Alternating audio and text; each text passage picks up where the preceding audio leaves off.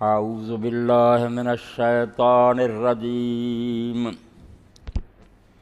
بسم اللہ الرحمن الرحیم سبحان الذی اسری بعبدہ لیلا من المسجد الحرام الی المسجد الاقصی الذی بارکنا حولہ لنریہ من آیاتنا انہو هو السمیع البصیر۔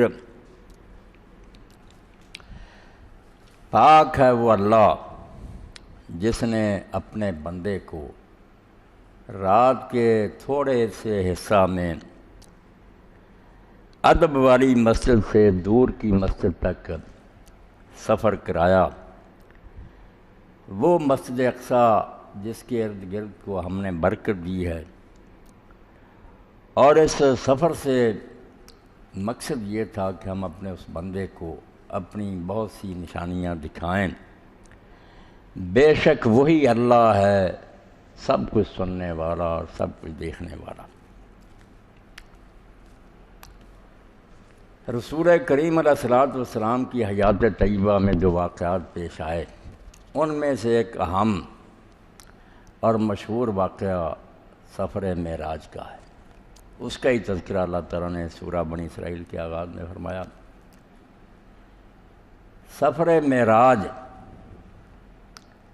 بالکل اس بات کا اعلان تھا کہ اب مسجد حرام کے متولی بھی معذور کیے گئے، یہ قریش مکہ جو ہے ان سے بھی مسجد حرام چھین لی جائے گی۔ یہ کوئی معمولی بات نہیں تھی کہ اللہ تعالیٰ نے اپنی بارگاہ میں بلایا، یہ بالکل ایک انقلاب قیادت ہو رہا تھا، تختہ الٹا جا رہا تھا کہ یہ مکہ کے جو متولی بنے ہوئے ہیں قریش، اور جنہوں نے بیت اللہ کی حرمت کو پامال کر دیا، یہ گھر جس کا مقصد کے لیے بنا تھا، ابراہیم علیہ السلام نے جس غرض سے یہ مسجد تعمیر کی تھی کہ لوگ اللہ کو سجدے کریں اور اس کے نام پر خلق خدا کو کھانا کھلائیں، قربانیاں کریں، دو ہی غرض ہیں۔ اللہ کے سامنے سجدہ، اسی لیے وَاتَّخِذُوا مِن مَّقَامِ إِبْرَاهِيمَ مُصَلًّى کہ ابراہیم علیہ السلام جہاں رہتے تھے وہاں ایک نماز کی جگہ بناؤ۔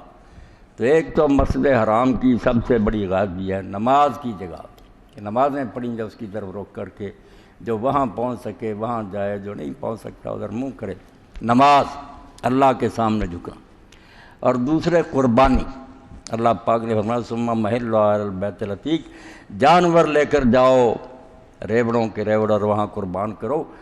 دو مقصد، صلاۃ اور قربانی۔ فصلی لربک وانحر، نمازیں پڑھو اپنے رب کی، قربانیاں، دونوں کا ہی بیڑا غرق کر دیا۔ اللہ کی نماز جو تھی اس کا حال یہ رہ گیا، قرآن مجید میں آیا ما کان صلاۃ من عند البیت الا مقام تسبیح۔ نماز تو رہے گی یہ کہ بھجن گاتے تھے، تالیاں بجاتے، سیٹیاں مارتے، بس یہ پوجا پاٹ رہے گی، اصل ابراہیمی نماز گم۔ اور جو خانہ کعبہ کا دوسرا مقصد ہے قربانی، اس کی بجائے بھی لوگوں کو لوٹنا شروع کر دیا۔ فذلک الذی یدعو الیتیم، یتیموں کو دھکے دیتے، مال کھا جاتے۔ بیت اللہ کے متولی چور بن گئے، جو نظر نیاز کے وہاں جانور تھے، چڑھاوے چڑھے، وہ بھی چوری کرنے شروع کر دی۔ تو اللہ نے فرمایا ان ڈاکوؤں اور چوروں کا میں بیت اللہ کا کیسے متولی رہنے دوں؟ اب زمانہ گزر گیا ظلم و ستم کا، نبی علیہ السلام اور آپ کے ساتھیوں پر جو ظلم انہوں نے کرنا تھا کر لیا۔ میں نے امتحان کے لیے کون لوگ پختہ ہیں کون کچے ہیں، ان کو موقع دیا کہ نیک بندوں کو ستا لے، مگر اب وقت نہیں رہا، اب ان سے مسجد حرام چھین لی جائے گی، یہ اعلان تھا۔ اس لیے معراج پر سارے چیخ اٹھے، یہود بھی اور سارے، وہ ہماری طرح ضرور یہ نہیں دیکھتے کہ حضور نے اللہ کو دیکھا نہیں، وہ کہتے تھے مسجد حرام سے جانا مسجد اقصی، کیا اعلان ہے کہ مسجد اقصی بھی چھین جائے گی، اب یہودی نہیں رہیں گے یہاں مسلط، یہ حضور کی امت یہاں قبضہ کرے گی۔ یہ دونوں گھر جو ہیں اللہ کے، یہ رسول اللہ صلی اللہ علیہ وسلم اور آپ کے ماننے والوں کو دے دیے جائیں گے۔ اور یہ اس زمانے میں اعلان ہوا، آپ حیران ہوں گے، جب کہ رسول کریم علیہ الصلوۃ والسلام اپنے حامی سے محروم ہو گئے، آپ کے چچا ابو طالب فوت ہو گئے، جن لوگوں کی یہ مجال نہیں تھی کہ آپ کی طرف انگلی اٹھائیں وہ دلیر ہو گئے۔ آپ کے گلے میں انہوں نے نماز کی حالت میں کپڑا ڈال کر اس کو لپیٹا، اوجڑیاں ڈالیں، تنگی دی۔ حضور صلی اللہ علیہ وسلم اس لیے مکہ والوں کو چھوڑ کر پھر طائف گئے کہ چلو وہاں کے لوگوں میں کوشش کرتا ہوں، مگر طائف کے لوگ ان سے زیادہ سخت اور ظالم نکلے۔ انہوں نے بات تو کیا مارنی تھی، گنڈوں کو کھڑا کر دیا بازار میں، پتھروں سے جھولیاں بھر لیں، اللہ کے پاک اور مقدس رسول نکلے، بارش ہونی شروع ہو گئی، زخمی ہو کر آپ گر جاتے، آپ کے خادم جو حضرت زید بن حارثہ تھے وہ آپ کو پکڑ کر اٹھاتے، ظالم پھر پتھر برساتے، لو لہان۔ اور رسول کریم علیہ السلام سے جب ام المومنین عائشہ رضی اللہ عنہ نے پوچھا کہ رسول اللہ آپ کی زندگی میں احد کے دن سے زیادہ سخت دن بھی کو ہے کہ آپ زخمی ہو گئے، دندان مبارک شہید ہوئے، گڑھے میں گر گئے، آپ نے فرمایا عائشہ میری زندگی میں سب سے سخت دن طائف والا دن تھا۔ حضرت زید نے گدھے پر سوار کیا، لے گیا شہر کے باہر باغ میں جا کر لٹایا بیلوں کے نیچے، آپ کو کوئی خبر نہیں۔ وہ کافر جو تھے وہاں تھے، وہ مکے کے عتبہ اور شیبہ آپ کے خاندان کے تھے، دشمن تو تھے مگر تھے تو برادری۔ انہیں کچھ ترس آیا، انہوں نے اپنے غلام کو کہا، عداس اس کا نام تھا، عیسائی تھا، عراق سے وہ آیا ہوا تھا، ان کا غلام تھا، اسے نہ ایک تھال میں انہوں نے کچھ انگور دیے کہ جا کر نہ اس آدمی کو کھلاؤ۔ وہ آیا اور پانی نچوڑا، رسول کریم علیہ السلام کے مبارک منہ میں ڈالا تو حضور نے بسم اللہ کہا۔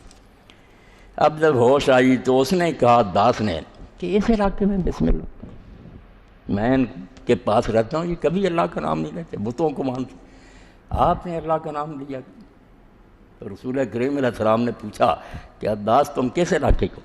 اس نے کہا میں نینوا کا، عراق کا شہر ہے نینوا، وہاں کا۔ تو آپ نے فرمایا ہاں وہ میرے بھائی یونس کا شہر تھا۔ اب اس کو حیرانی ہوئی کہ یونس آپ کے بھائی، اور یہ کیسے جانتے، وہ تو اہل کتاب صرف ان سے واقف۔ انہوں نے کہا یونس آپ کے بھائی کیسے؟ حضور نے تعارف کرایا کہ وہ بھی نبی تھے، اللہ کا دین بتاتے تھے، میں بھی اللہ کا رسول ہوں، اسی لیے یہ لوگ میرے دشمن۔ اس نے وہ ہاتھ چوم دی۔ اب واپس گیا تو وہ کافر جو تھے انہوں نے کہا ہم نے تو صرف انسانی ہمدردی میں تجھے بھیج دیا تھا، تو ہاتھ چومتا تھا۔ اس نے کہا بھائی آپ کی مرضی ہے، جو چاہے آپ رویہ اختیار کریں، جو کچھ باتیں اس اللہ کے بندے نے بتائیں وہ سچے نبی کے سوا کوئی نہیں بتا سکتا۔ ہاں اب وہ طائف کے راستے میں مسجد عداس بھی بنی ہوئی اس کے نام پر۔ تو یہ حال ہوا۔ اب حضور جب مکہ کی طرف لوٹے، کوئی حوصلہ ہی نہیں تھا مکہ میں جانے کا، کیونکہ مکے کے لوگوں نے یہ سارا سن لیا تھا کہ آپ کے ساتھ کیا ہوا۔ اب وہ اور زیادہ دلیر ہو گئے کہ یہ گیا تھا طائف میں، کیا حمایت سے حاصل ہوئی۔ تو رسول کریم علیہ السلام نے اخرس ابن شریک تھا، اس سے کہا کہ تم مجھے پناہ دو، اپنی حفاظت میں لے لو، مکہ میں داخل کو۔ اس نے کہا نہیں میں پردیسی ہوں، پھر اب یہاں ٹھہرا ہوں، میری پناہ جو ہے وہ قریش کے مقابلہ میں کیا فائدہ دے گی، وہ نہیں کوئی لحاظ کریں گا۔ آپ نے پھر مسلم ابن عدی کو پیغام بھیجا، وہ بھی آپ کا یہ ڈڈی تھا، اوپر جا کر مل جاتا تھا۔ مسلم نے پھر اس وقت احسان کیا آپ پر، اپنے بچوں کو ساتھ لیا، ہتھیار لگائے، حضور کو اپنی حفاظت میں لیا، مسجد میں جا کر اعلان کیا کہ میں نے ان کو پناہ دی ہے۔ تو قریش نے کہا ٹھیک ہے، وہ تو بڑے سردار تھے، لحاظ کی۔ اور اسی لیے جب بدر کے قیدی آئے 70، تو حضور نے فرمایا اگر آج مطعم زندہ ہوتا اور وہ ان ناپاکوں کے بارے میں اسے سفارش کرتا تو میں اس کے قید پر رہا کر دوں، چھوڑ دینے تھے۔ اس نے بڑا اس وقت میرا ساتھ دیا، ورنہ میں مکہ میں قدم ہی نہیں رکھ سکتا۔ تو جب یہ حالات تھے جن کو نعیم صدیقی رحمۃ اللہ علیہ نے ایک نظم میں اس طرح بیان کیا، طائف میں سرو ناز، طائف میں سرو ناز رواں ہے وہ دیکھیے، بالکل دکھا رہا ہے انگلی پکڑ کر کہ ذرا آنکھیں کھولو دیکھ لو منظر، کہ وہ اللہ کا محبوب سرو ناز سوچتا تھا، طائف میں سرو ناز رواں ہے وہ دیکھیے، پتھر وہ کھاتا جور اٹھاتا ہوا چلا، لہو لہان، جن کی بھلائی چاہی دکھایا انہی نے دل، پھر بھی انہی کی خیر مناتا ہوا چلا۔ اب فرشتہ حاضر ہوا، جبریل علیہ السلام آئے، ملک الجبال ان کے ساتھ تھا، پہاڑوں پر جس کی ڈیوٹی، کہا اللہ نے دیکھا جو کچھ آپ کے ساتھ ہوا، یہ فرشتہ حاضر ہے، اگر آپ چاہتے ہیں تو جن دو پہاڑوں کے درمیان مکہ اور طائف آباد ہے نا، ان کو ملا دیا جائے اور انہیں پیس کر رکھ دیا جائے۔ تو رسول کریم علیہ السلام نے فرمایا میں اس لیے نہیں آیا کہ بستیاں ویران ہوں، اگر یہ ایمان نہیں لاتے شاید ان کی نسل سے ہی کوئی ایمان لے۔ حضور نے رحمت کی دعا کی۔ تو یہ حالات تھے جب اللہ تعالیٰ نے رسول کریم علیہ السلام کو رات کے وقت فرشتہ بھیج کر پھر سفر معراج پر طلب فرمایا، ان دنوں میں بلایا جب آپ کو دنیا میں بالکل لوگوں نے ٹھکرا دیا، گرا دیا، جتنا وہ نعوذ باللہ آپ کو نیچا کر سکتے تھے کر دیا، کوئی عزت نہیں کی۔ مگر اللہ نے اس زمانے میں جبریل امین علیہ السلام کو بھیجا، خاص سواری بھیجی، براق، شاہی سواری، ان پر لے کے رہو۔ اگر دنیا والوں نے آپ کو گرا دیا اپنی نظروں سے تو اللہ کی نظر میں تو آپ کو نہیں گر، اللہ کے ہاں تو آپ کا بڑا مرتبہ۔ اور یہی حدیث پاک میں فرمایا ہے یہ کڑوی گولی نا کہ دین کا کام کرتا آدمی بے غرض بے لوث، مگر ظالم دن کا بھلا چاہتا ہے وہی دشمن ہوتے ہیں، پروپگنڈے کرتے ہیں، بدنام کرتے ہیں، بس چلتا قتل بھی کر دیتے۔ تو اللہ پاک فرماتا من تواضع للہ رفعہ اللہ، جو اپنی ساری چیزیں ختم کر کے صرف اللہ کی رضا کے لیے کام کرتے ہیں کہ اللہ کا دین جو ہے اس کو بلند کرنا، جب وہ اللہ کے لیے پست ہوتے ہیں اللہ پھر ان کو اونچا کرتا ہے ان کو۔ اور اسی لیے نماز میں بھی ہم دیکھتے ہیں کہ جب ہم رکوع میں جاتے ہیں جھک جاتے تواضع للہ، اللہ کے لیے پست ہو گئے، تو بجائے اس کے سیدھا پھر سجدے میں لے جاتا اللہ۔ ہے تو یہی ارکان کے قیام ہے، رکوع ہے، سجدہ، مگر رکوع اور سجدے کے درمیان پھر قیام کر سیدھے کھڑے ہو۔ اور یہی بات کہی کہ اگر تم میرے لیے پست ہو گئے ہو تو میں نے تمہارا سر اونچا کر دیا۔ اور کلمہ بھی وہ کہلایا جو بندے کو کہنے کا حق نہیں، کہنے تو اللہ نے تھا، سمع اللہ لمن حمدہ، کہ بندے نے جو اللہ کی حمد کی ہے اللہ نے وہ قبول کر لی۔ جو رکوع میں کی تھی نا سبحان ربی العظیم، اس کے بارے میں کہا میں نے کیا کہنا، تو خود ہی لکھ دے کہ اللہ نے تیری قبول کر لی۔ کتنا اعزاز، کتنی عزت ہے جو اللہ کے لیے پست ہوتے۔ تو اللہ کے رسول نے جب اپنے آپ کو اللہ کے دین کے لیے ایسا نیچے کر دیا کہ لوگوں نے پتھر مارے، مکہ میں داخل نہیں ہونے دیتے، سب کچھ کیا، تو اس زمانے میں اللہ تعالیٰ نے مقرب فرشتوں کا بھی سردار جبریل امین علیہ السلام رسول الکریم اس کو بھیجا، سواری بھیجی، بلا لی۔ اور پھر اللہ پاک نے آخر میں جو بات کہی ہے اس کے مقصد انہ هو السمیع البصیر، کہ خدا نے اپنے بندے کو یہ سفر کرایا، وہی ہے سب کچھ سننے والا اور دیکھنے والا۔ ایک تو آپ دیکھیں جب حضور کی یہ حالت دیکھ کر اللہ نے یہ عزت افزائی کی، فرشتے آئے آسمانوں پر لے گئے، اتنی عزت کی، تو اس سے پتہ چلا کہ اللہ تعالیٰ آنکھوں پر پٹیاں باندھ کر کہیں سویا ہوا نہیں، سب دیکھتا، جو کچھ ہوتا ہے نا اس دنیا میں دیکھتا۔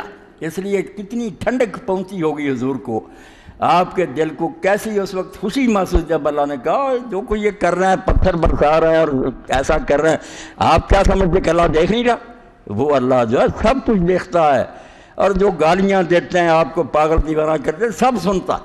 اس لیے کفار کی باتیں مخالفوں کی بھی سب سنتا ہے، ان کے ظلم بھی دیکھتا ہے، اور جو آپ پھر اللہ سے دعائیں کرتے ہیں اس موقع پر جو حضور نے دعا کی وہ بھی آپ دیکھیں، اس دعا میں بھی آپ نے عاجزی کی انتہا کر دی، اللہم انی اشکو الیک ضعف قوتی وقلۃ حیلتی، اے اللہ میں اب جس حال میں ہوں کہ نہ میرا کوئی ہیلا کامیاب ہوتا، کوئی تدبیر نہیں، 13 سال ہو گئے کوئی پیش نہیں جاتی، طاقت میری کمزور ہے، حوانی الناس، اور لوگوں کی نظروں میں کتنا گر گیا ہوں کہ جس کا جی چاہتا پتھر مجھ پر برساتا، کوئی شرم نہیں کرتا۔ وہ وہاں پھر اس کو وہ بھی اس نظم میں آتا جو نعیم صاحب رحمۃ اللہ علیہ کی ہے، اس کی زبان پاک پہ اشکو الیک ہے، آقا کو اپنے زخم دکھاتا ہوا چل۔ تو یہی بات اللہ نے کہی کہ جس نے معراج کرا وہ دیکھ رہا تھا کہ مکہ میں آپ کے ساتھ کیا ہوا، نماز کی حالت میں کس طرح چادریں لپیٹی گئیں، طائف میں کیا ہوا، انہ هو السمیع البصیر، وہ خدا کہیں نابینا ہے، کہیں سویا ہوا، سب کچھ سنتا ہے، سب کچھ دیکھتا ہے۔ یہ عزت افزائی کی، پیار کی اتنی بڑی بات ہے، اور ساتھ ہی ان لوگوں کا علاج بھی ہے جو کہتے تھے کہ نہیں بس مکہ اور یہ مسجد ہمارے پاس ہی رہے گی اگرچہ ہم اس سے بھی زیادہ برائیاں کریں۔ قریش بھی سمجھتے ہیں اولاد ابراہیم ہیں، وہ کہتے تھے ہم موسیٰ علیہ السلام کی امت جو بھی چاہے ہوئے ہم امت مرحومہ۔ اللہ نے کہا نہیں، اللہ کوئی سویا ہوا، وہ دیکھتا نہیں کہ تم کیا کرتے ہو، کتنی مدت سے تم نے ان گھروں کو بجائے اللہ کا گھر بنے رہنے دینے کے۔ انجیل میں جیسے آتا ہے عیسیٰ علیہ السلام نے ٹھوکریں ماری، یعنی مسجد اقصیٰ میں بازار لگے ہوئے، سودے بیچ رہے ہیں، شور و غل ہے، کوئی احترام نہیں، کوئی بات نہیں، آپ نے دکانیں ان کی پھینک دی اٹھا کر، ٹھوکریں ماری، اور ساتھ ساتھ تم نے میرے خدا کا گھر جو ہے چوروں کا گھر بنا دیا۔ یہ دنیا کے ٹھگیاں اور فریبیاں کرتے، یعنی نہ مسجد اقصیٰ کا کوئی احترام نہ مسجد حرام کا۔ تو کہا اللہ جو ہے وہ سمیع بصیر ہے، وہ دیکھ رہا کہ کتنی صدیوں سے تم یہاں جو کچھ کر رہے ہو، یہ وہ نہیں مقصد جس کے لیے یہ مسجدیں بنی تھی، اس لیے وہ تماشا کیوں دیکھتا رہتا؟ بہت ہو چکی، اب نہیں ایسا رہے گا، اب یہاں اللہ کے رسول کا قبضہ ہوگا، اس کی امت کا قبضہ ہوگا، اور یہ گھر اس کام کے لیے استعمال ہوں گے جس کے لیے اللہ نے بنائے تھے۔ اور آپ دیکھیں تاریخ میں فتح مکہ جس دن ہوا، کوئی وہاں شراب نہیں ہوئی، کوئی باجے نہیں بجے، کوئی ڈانس نہیں ہوئی، ساری رات طواف میں اور عبادت میں صحابہ کرام کی گزری، 10,000 کی فوج، ہاں، جہاں بت تھے، بت کوئی نہیں تھا، اللہ کا گھر۔ اور خود ہند جو تھی امیر معاویہ رضی کی والدہ اتنی دشمن، وہ کہتی میرے دل میں اسلام جو تھا وہ سما گیا کہ ایسا پر لطف منظر کہ خدا کو سجدے کر رہے ہیں، بیت اللہ سے چمٹے اللہ سے مانگ رہے ہیں، ایسا نظارہ تو کبھی دیکھنے میں نہیں آیا۔ کفر کرتے تھے، بت پرستیاں ہوتی تھی، ایسے اللہ کو ماننے والا۔ تو اللہ نے یہ معراج جو ہے مسجد حرام سے مسجد اقصیٰ، دونوں مسجد، یہی دونوں دنیا میں خدا کے گھر تھے، اور تو بت خانے تھے یا لوگوں نے خود ہی بنائے تھے، یہ تو پیغمبروں نے بنائے تھے۔ مسجد حرام ابراہیم علیہ السلام نے بنائی تھی، مسجد اقصیٰ سلیمان علیہ السلام نے بنائی تھی، اور ایک مقدس مسجد اللہ کے رسول علیہ السلام نے بنا دی، مسجد نبی۔ اسی لیے حدیث پاک میں آپ نے فرمایا کہ 3 مسجدوں کے سوا کوئی آدمی سفر کر کے صرف اس لیے کہ وہ متبرک جگہ وہاں میں مرکز کے لیے نہ جائے، 3 مسجدوں کی طرف تم سفر کر سکتے ہو، کیونکہ وہ 3 نبیوں نے بنائی، ابراہیم، سلیمان اور محمد رسول اللہ صلی اللہ علیہ وسلم۔ اور اسی لیے آپ نے فرمایا کہ میں نبیوں میں آخری ہوں، اب میری مسجد بھی آخری مسجد ہے نبیوں کی، اب کوئی نبی نہیں آئے گا، نہ کوئی نبی نئی مسجد بنائے گا۔ تو 3 مسجد اللہ نے یہ اعلان کیا کہ اب رسول اللہ اور آپ کے ساتھی قابض ہوں۔ اور بعد میں مسجد اقصیٰ میں بھی لوگوں نے دیکھ لیا کہ جب اسلامی لشکر ادھر گئے، حضرت عمر رضی اللہ کا زمانہ، اب مسجد اقصیٰ پر جب قبضہ ہوا، آپ دیکھتے ہیں کہ وہاں جو بشپ تھے، پادری اور دوسرے سارے لوگ، انہوں نے کہا کہ بھائی ہم معاہدہ کریں گے امیر المومنین کے ساتھ، تم جو لشکر کے جرنیل ہو تمہارے ساتھ معاہدہ نہیں کریں گے، ہم سے اگر شہر لینا ہے تو مسلمانوں کا خلیفہ آئے، حضرت عمر رضی خود آئیں، ہم ان کے ساتھ معاہدہ کریں۔ اب حضرت سیدنا عمر ابن خطاب رضی اللہ عنہ جس طرح چارج لیا اور جس طرح سفر کیا، کوئی فوج ساتھ نہیں تھی، کوئی بینڈ باجا نہیں تھا، ایک غلام تھا اسلم، ایک آپ تھی، ایک اونٹ تھا، اس پر جو نمدہ تھا جو اس پر ڈالتے تھے سواری کے چڑھ کر بیٹھتے تھے، وہی کپڑا رات کو نیچے بچا لیتے تھے، کوئی بستر نہیں تھا، مسلمانوں کا خلیفہ جا رہا، اور طے یہ کیا کہ جتنے میل میں سوار ہوں گا اتنا ہی اسلم سوار ہوگا، اور اتنی دیر ہی اونٹ کو خالی چھوڑیں گے، آرام بھی کرنے دیں۔ اب آپ دیکھیں جب وہ عیسائی بھی شہر کے باہر کھڑے تھے، مسلمانوں کے سپہ سالار اور فوجیں بھی کھڑی تھیں، حضرت ابو عبیدہ بن جراح رضی اللہ عنہ وہ دیکھ رہے تھے کہ مسلمانوں کا خلیفہ آ رہا۔ اب دیکھا کوئی نہیں آیا، بس ایک اونٹ ہے، اس پر ایک آدمی ایسا، اور موقع تھا کہ وہ غلام کی باری آ چکی۔ آپ نے کہا اسلم سوار ہو، اس نے کہا حضرت آپ پہلے ہی بڑا انصاف کرتے آئے ہیں، اب کیا ضرورت ہے، دشمن دیکھ رہا، آپ سوار ہو، میں مہار پکڑنا فرما نہیں، جو بات طے ہوئی نا اصول کے مطابق وہی، وہ اس اوپر سوار ہو گئے۔ حضرت عمر رضی نے مہار پکڑ لی، کوئی نالا تھا پانی کا، اس میں سے گزر رہے تھے، آپ نے جوتے اتار کر ہاتھ میں پکڑ لیے، تو وہ جو لوگ تھے انہوں نے پوچھا حضرت ابو عبیدہ سے کہ ان میں سے کون ہے آپ کا امیر المومنین؟ اس نے کہا جس نے ہاتھ میں جوتے پکڑے ہوئے نا اور پانی میں سے آ رہا وہ ہمارا خلیفہ، اور جو اوپر جو ہے ان کا غلام ہے نا۔ انہوں نے کہا اللہ کے بندو، ان سے جنگ لڑنی، اللہ کی فوجیں ہیں، یہ فرشتے ہیں، یہ انسان نہیں ہے، ان سے جنگ نہ کرو، برباد ہو جاؤ، کوئی نتیجہ نہیں، سب اپنی طاقت ضائع کرنے والی بات ہے۔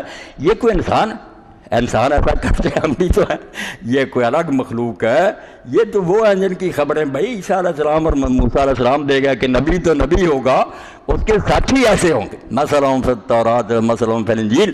اللہ کہتا ہے رسول اللہ کے ساتھیوں کے حالات تورات انجیل میں لکھے ہوئے، اور حالات کیا لکھیں جس وجہ سے اللہ نے کہا وہ معطل ہو گئے یہود و نصارہ، کیوں؟ ان میں یہ بات نہیں، ان میں کیا ہے، رحماء بینہم اشداء الکفار، تراہم رکعا سجدا یبتغون فضلا من اللہ ورضوانا سیماہم فی وجوہہم من اثر السجود۔ یہ تھا مسلمانوں کا سرمایہ جس کی وجہ سے ان کا کوئی مقابلہ نہیں کر سکتا تھا۔ اب وہ ہمارے پاس ہے نہیں، وعدے چاہتے ہیں کہ اللہ اپنے پورے کرے، فرشتے بھیجے، امداد، کیا امداد کرے؟ اللہ کہتا ہے ان کی پیشانیوں پر نشان لگے ہوئے اللہ کے سامنے سجدوں کے، اتنے سجدے کرتے ہیں نماز کے، اتنے شوقین ہیں کہ داغ پڑتے۔ تراہم رکعا سجدا یبتغون فضلا من، ایک بار کی بات نہیں، تراہم، جب بھی تو آئے دیکھنے والا دیکھے گا ان کو، یا وہ رکوع میں ہوں گے یا سجدوں میں پڑے ہوئے، یبتغون فضلا من اللہ ورضوانا۔ اور یہ تو ظاہر ہے کہ رکوع سجدے کر رہے ہیں، یہ تو منافق بھی کر سکتا ہے، اور میں اندر بھی دیکھ یبتغون فضلا من اللہ ورضوانہ، یہ جو کچھ کریں گے صرف اوپر سے نہیں کریں گے، اندر سے بھی وہ صرف اللہ کا فضل تلاش کریں گے اور اس کی رضا، کہ ہمارا مالک خوش ہو جائے۔ اس لیے وہ نکلے ہوئے تھے، گھر بار چھوڑے تھے، بچے چھوڑے تھے اللہ کے دین کے لیے۔ تو اللہ نے یہ جو معراج کا ذکر کیا کہ اللہ نے اپنے بندے کو سفر کرایا۔ اب ایک تو دیکھنے کی بات یہ ہے کہ اسرا یسری جو نا اسرے، یہ رات کو سفر کرنے کا بے نہ ہو، جیسے اسرا بے عبدی ویسے ہی ہو نا اسرے، تو پھر خود چلنا، کوئی آدمی خود رات کو سفر کرتا اس کو جب یہ آ جاتا اسرا بے اسرے بیہلک، پھر اس کا ان کو لے کر چل، خود نہیں، یعنی اپنے بندے کو اللہ لے کر چلا۔ اس حضرت لوط علیہ السلام کو کہوں گا اسرے بیہلک، اپنے گھر والوں کو لے کر رات کو چلا جا، تو یہ اللہ لے گیا پھر اپنے بندے کو۔ اس لیے جو کہتے ہیں خواب وغیرہ، خواب میں کیا چلنا ہوتا، اسرا اور خود چلنے کو کہتے ہیں، پھر اس میں دن اور رات کا کیا، خواب تو رات کو دنیں دیکھے یا رات کو دیکھے کوئی بات نہیں، یہ کیا لیلن، یہ سفر کب ہوا، رات۔ اور لوگ کہتے ہیں، بہت لوگوں نے ان دنوں میں پوچھا کہ وہ کہتے ہیں جی رک گیا تھا وقت، اور جو ہے نا پانی بہہ رہا تھا اور زنجیر ہل رہی تھی اور بستر گرم تھا، یہ باتیں کوئی نہیں، جن کے ذہن میں نہیں نہ آتا کہ تھوڑے سے وقت میں اللہ نے یہ کام، وہ ایسا سوچتے ہیں کہ اللہ نے روک دیا، روکنے کی کیا ضرورت، فرمایا لیلن، پوری رات بھی نہیں، رات کا تھوڑا سا حصہ۔ اور اس لیے کہ لوگ پریشان نہ ہوں کہ اتنا لمبا سفر ہو کیسے، فرمایا سبحان اللہ جی، جو لے گیا ہے اس کو دیکھو نا، بندہ خود نہیں گیا، خود جاتا تو تم سوچتے کہ خاکی انسان کیسے ہی ہے، جو لے گیا وہ پاک ہے، اس میں کوئی خامی نہیں، کوئی کمزوری نہیں، کوئی عیب نہیں، وہ کیا نہیں کر سکتا، اس کے بارے میں اگر تم مانتے ہو کہ اللہ ہے تو پھر سبحان ہے، اس میں کوئی نقص نہیں ہے۔ اس لیے جب اس کا ارادہ ہوا تو وہ اربوں میل اور کروڑوں میل بھی ایک آنکھ جھپکنے میں طے کرا سکتا ہے، اس اللہ کو دیکھو چلے گا، تو پاک ہے، بے عیب ہے، ہر خامی سے خالی ہے، جس نے اپنے بندے کو سفر کرایا رات کے تھوڑے حصہ سے مسجد حرام سے مسجد اقصی تک۔ اسی لیے پھر دشمن جو تھے نا مکے والے اور یہودی، سب کو کھٹ گئے، سب خبردار ہو گئے کہ یہ خواب نہیں ہے، نہ یہ کوئی سفر ہے محض کوئی کہانی ہے، یہ اعلان ہے کہ اب تم سے یہ سب کچھ چھن جائے گا۔ اور چھن گیا، تھوڑی دشمن ہو گئے، پھر حضور کو بھی تنگ کرنے پر زیادہ تل گئے، تو اللہ تعالیٰ نے اسی دوران میں پھر کچھ اللہ کے بندے جو تھے وہ پیدا کر دی، مدینے والے مل گئے۔ رسول کریم علیہ السلام میراج میں راتوں کو گھوم رہے تھے خیموں میں کہ کوئی ساتھ دے، 6 آدمی ملاقاتی ہو گئے، انہوں نے بات سنی اور ایک دوسرے کی طرف آنکھیں جو تھیں ان سے اشارے کیے کہ بھائی جلدی کرو، یہ نبی وہی ہے جس کی خبر وہ یہودی عالم جو مدینے کے ارد گرد آباد ہے نا، وہ پڑھے لکھے ہیں کتابوں والے، بتاتے رہتے ہیں کہ نبی آنے یہ وہی ہے، آپ دیر نہ کرو، ان سے پہل کر کے حضور کو قبول کر دو۔ ان 6 کے نام بھی اب تک لکھے ہوئے ہیں، وہ 6 جو ان کے نام ریکارڈ ہو گئے کہ وہ یہ تھے۔ جا کر بات کی، اگلے سال 12 آئے، پھر 70 سے زیادہ مرد عورتیں آ گئے، فیصلہ ہو گیا کہ چھوڑیں حضور مکہ معظمہ کو، مدینہ آ جائیں۔ مدینہ میں اللہ تعالیٰ نے ایک بیس دے دی، ایک آپ کو مرکز دے دیا، جو دین اسلام کی نرسری، وہاں پھر نشو و نما پائی۔ تو اللہ فرماتے ہیں کہ یہ واقعہ جو ہے یہ یہود کی معذوریت کا، قریش مکہ سے بیت اللہ چھن جانے کا اعلان تھا کہ اب اللہ نے اپنے دربار میں بلا کر رسول اللہ کو چابیاں دے دی ہیں کہ اب مسجد حرام بھی آپ کی ہوگی اور مسجد اقصی بھی ہوگی۔ ٹھیک ہے، تھوڑا سا عرصہ لگا، کوئی نہیں، قوموں کی زندگی 10-15 سال کچھ بھی نہیں، آنکھ جھپکنے میں گزر جاتے ہیں۔ تو فرمایا اللہ نے یہ سب کچھ کیا اور آپ کو اس مسجد اقصی تک لے گیا جس کے ارد گرد کو ہم نے برکت دی۔ قرآن مجید میں جہاں ذکر ہوتا ہے یہ ارض مقدسہ کا، تو یہی کہا جاتا ہے کہ وہ زمین جس کو ہم نے برکت دی، اور واقعی مادی طور پر بھی برکتیں اتنی دی ہیں کہ ہم جب تورات میں پڑھتے ہیں کہ موسیٰ علیہ السلام اور نبی جب کہتے تھے نا کہ اسرائیلیوں کو جب مصر سے لائیں کہ تمہیں علاقہ ملے گا، تو کہتے تھے وہاں دودھ اور شہد کی نہریں بہتی ہیں۔ یہ لفظ تھا جو جنت کا ذکر کرتے ہیں نا، اس کا ذکر، واقعی وہاں باغات اور چشمے اور سارے دنیا کی لذتیں۔ تو فرمایا دنیا کی لذتیں بھی اور ساری برکتیں وہاں، اور روحانی بھی۔ جتنے نبی یہاں پیدا ہوئے اور فوت ہوئے کسی علاقے میں نہیں ہوئے، جتنے قرآن مجید میں بیان ان اکثر یہاں ہی پیدا ہوئے ہیں، شام میں، اور وہاں ہی انہیں فوت کیا گیا۔ تو فرمایا ہم اپنے نبی کو لے گئے تاکہ اس کو اپنی کچھ نشانیاں دکھائیں۔ حضور پاک صلی اللہ علیہ وسلم گزرے تو آپ کو بتا دیا گیا کہ یہ مدینہ ہے جہاں آپ کی ہجرت ہوگی، یہ یروشلم ہے یہ بیت اللہ میں جہاں عیسیٰ علیہ السلام پیدا ہوئے تھے، یہ طور ہے جہاں موسیٰ علیہ السلام سے کلام ہوا. یعنی ساری تاریخ جو تھی نا آپ کے سامنے دہرا دی گئی کہ پہلے بھی یہ تحریک برپا ہوتی رہی، دشمن مخالفتیں کرتے رہے، انجام کار اللہ کے پیغمبری غالب آئے، موسیٰ غالب آئے، فرعون کا نام و نشان مٹا، مسیح علیہ السلام کے پیرو غالب ہو گئے چند صدیاں بعد. حالانکہ مسیح علیہ السلام جب دنیا سے گئے ہیں ان کے ساتھی بیچارے بہت بے بس تھے، کمزور تھے، حواریین کوئی پیش نہیں جاتی تھی.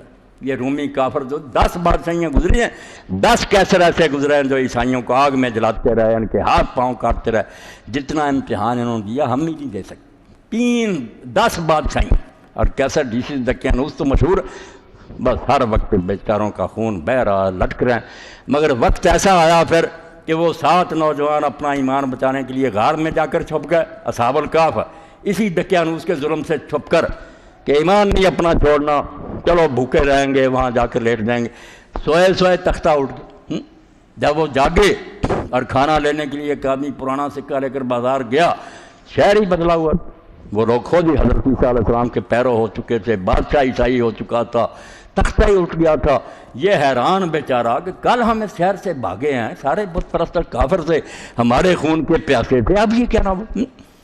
سکہ جو تھا جب دکاندار کو دیا اس نے کہا کہاں سے لائے ہو، تمہیں کوئی خزانہ ملا، یہ تو صدیوں پرانا.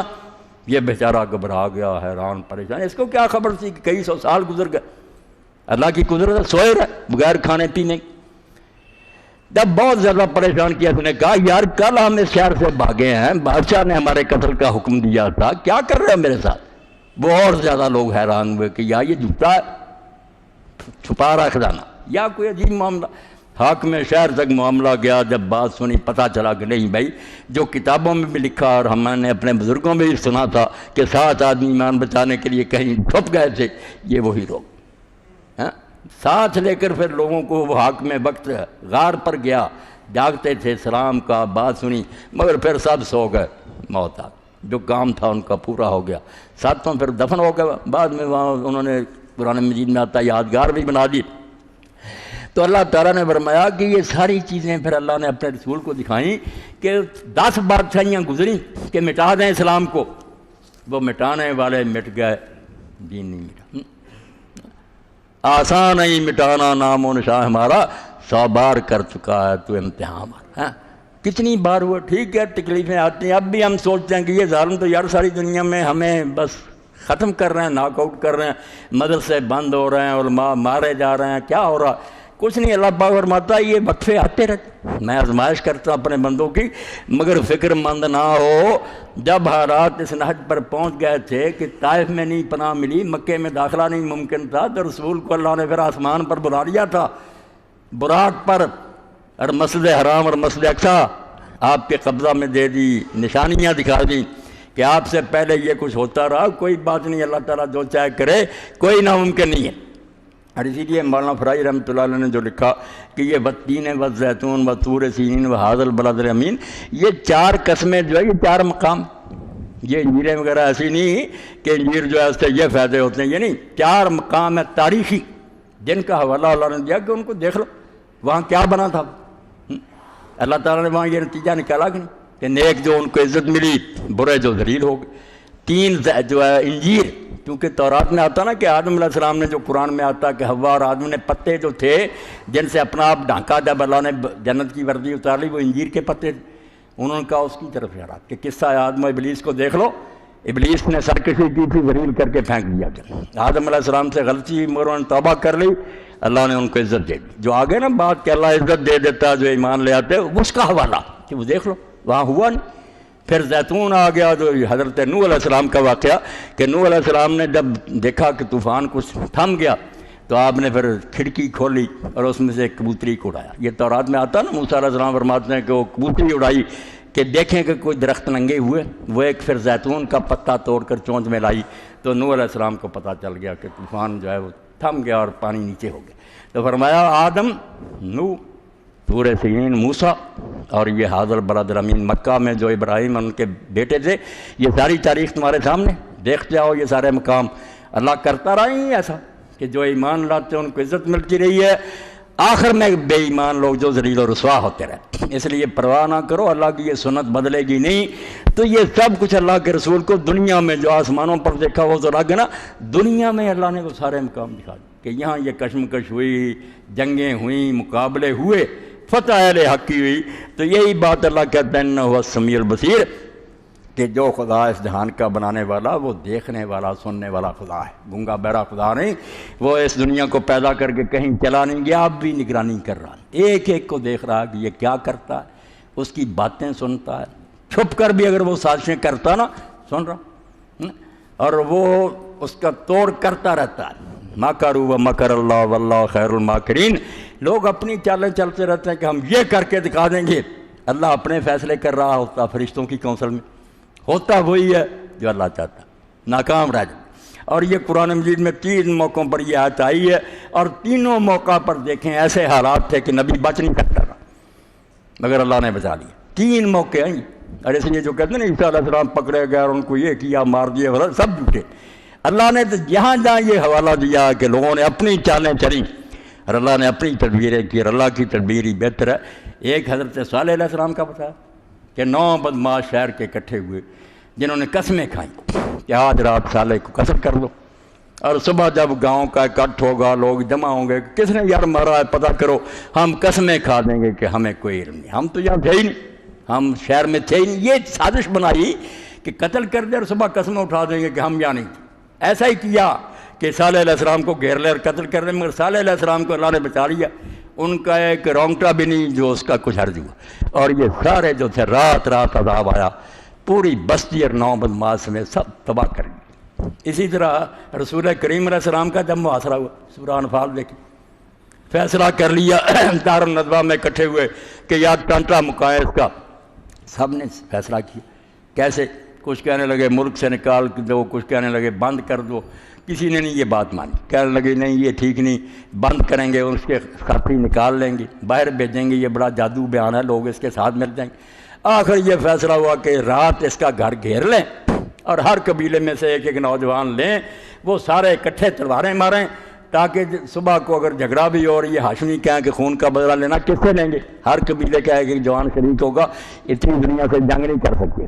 اگر اونٹ لینا چاہیں گے دے دیں گے، دیت کی کوئی بات نہیں، قصاص نہیں لے سکیں. یہ سازش کر لی. اور جبریل امین نے رسول کریم علیہ السلام کو اطلاع دے دی کہ اللہ کی طرف سے بھی فیصلہ ہو چکا کہ مکہ چھوڑیں، اب ان کی تباہی آ گئی. مکان گھیر لیا تھا نا، سارے کھڑے تھے تلواریں لے کر.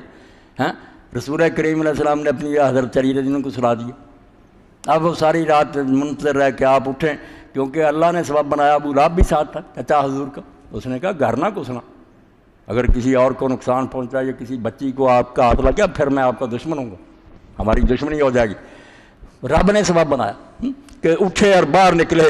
بس جب باہر نکلے حضرت علی تھے، رسول اللہ تو چلے گئے تھے پہلے.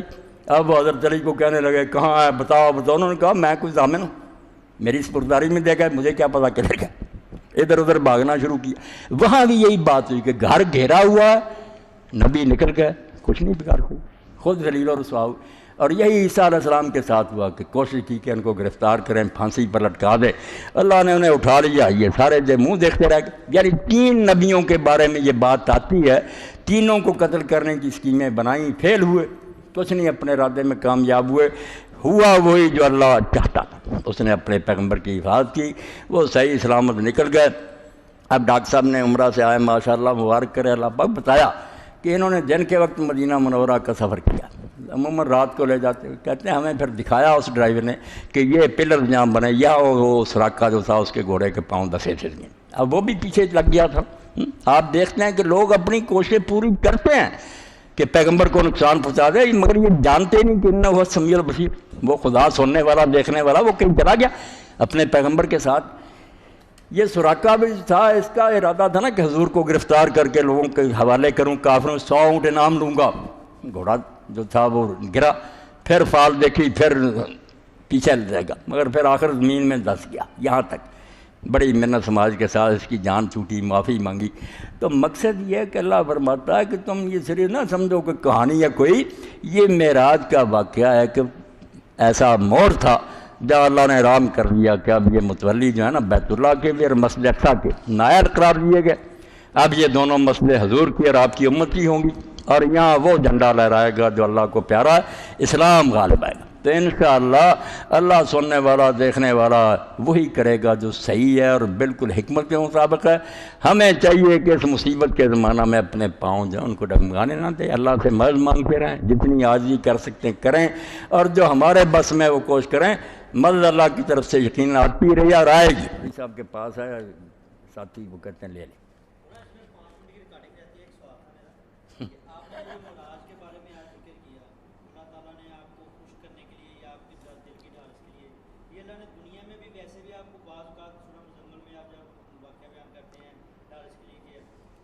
اصل میں معراج کی حکمت کیا تھی؟ اللہ کو نبی اپنے نبی کو دنیا میں بھی ساری چیزیں بتا سکتے تھے، معراج وہاں اوپر لے کے جانا، سارا کچھ دکھانا، اس میں حکمت کیا تھی؟ کیوں یہ نہیں، حکمت تو ساری بیٹا بیان ہو گئی، دنیا میں دکھانا کچھ اور بات ہے، دربار میں لے جانا، 7 آسمان پار کرنے اور وہاں جا کر اتنا جہان دکھانا، جنت اور دوزخ اور انبیاء اور سارے، یہ تو بیٹا تو خود ہی سمجھ سکتا ہے نا کہ ہم یہاں مکے کی باتیں اگر بتائیں تو کیا ہوگا، ٹھیک ہے تھوڑا بہت اثر ہوگا، مگر جب آدمی وہاں سے گزرے گا، حضور کا پیدائش کا مکان دیکھے گا، ہجرت کی جگہ دیکھے، پھر خود ہی تو جانتا ہے جو اثر دیکھنے سے ہوگا وہاں، وہ سنی باتوں سے نہیں ہو سکتا۔ تو اللہ تعالیٰ کا خاص سواری پر آپ کو بلانا اور اتنے بلند مقام جو طے کرانا، اس میں جو اعزاز ہے وہ دنیا میں بات بتانے سے نہیں، اس میں بھی بڑی اعزاز ہے، مگر یہ اونچی بات۔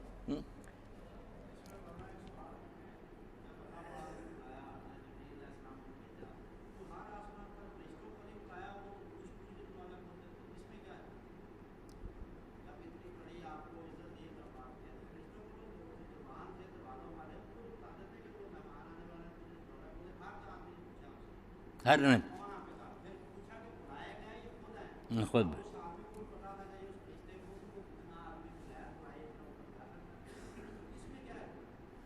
اس کی حکمت تو اللہ اور رسول ہی جانتے ہیں۔ یہ بات آپ کی ٹھیک ہے، مگر اس کی حکمت کہ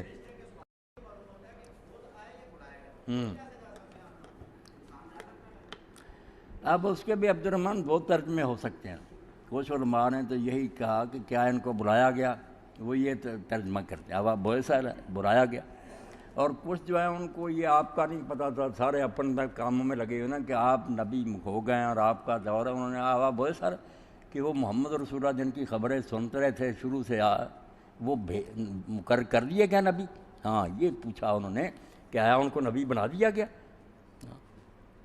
یہ بھی ہے نا، علماء یہی لکھتے ہیں کہ وہ معراج کی بات نہیں ہے،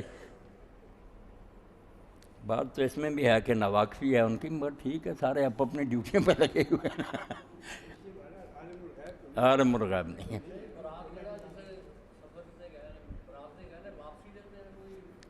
یہ نہیں ذکر آتا، اس کا نہیں پتہ چلتا کہ واپسی میں پھر براق پر آئے ہیں یا براق کدھر گیا، یہ نہیں، مسجد اقصیٰ تک براق پر جانا تو ذکر آتا